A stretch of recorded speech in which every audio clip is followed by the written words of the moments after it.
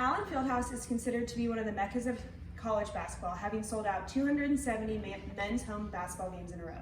As former coach Larry Brown said, "There's no better place to coach, there's no better place to go to school, and there's no better place to play."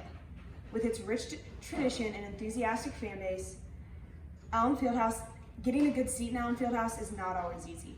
After years of having students camp outside in the cold or not camp or not go to less important games so that they can get a better seat at the more important game happening a few days later, KU Athletics decided to implement a camping system. And so with this system, lottery takes place.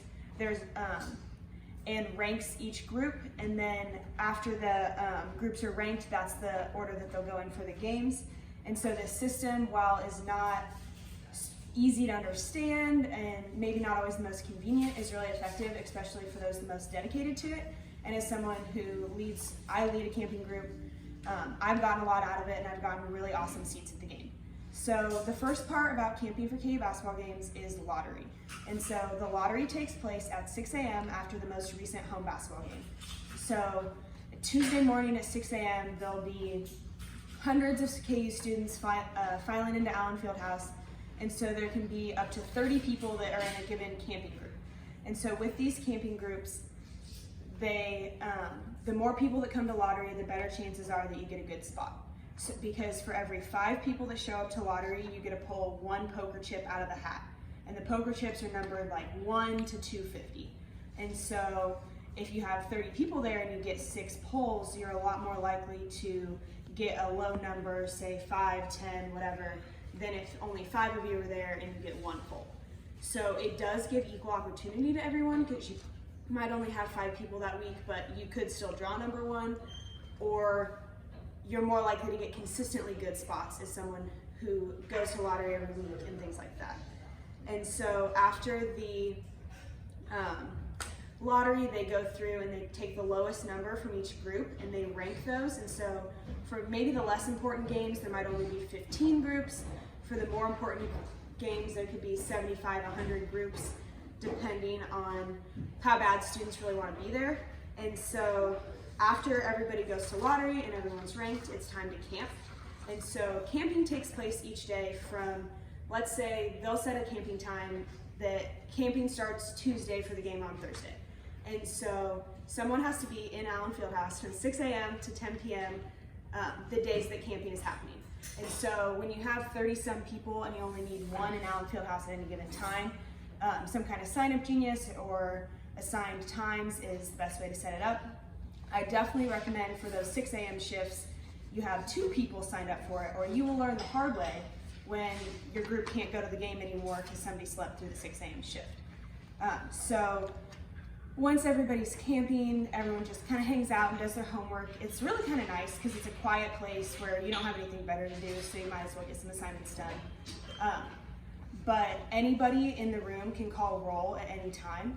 And so those people so let's say I want to call roll call. I'll go through and I'll make sure nobody's asleep, nobody's in the bathrooms, that kind of thing.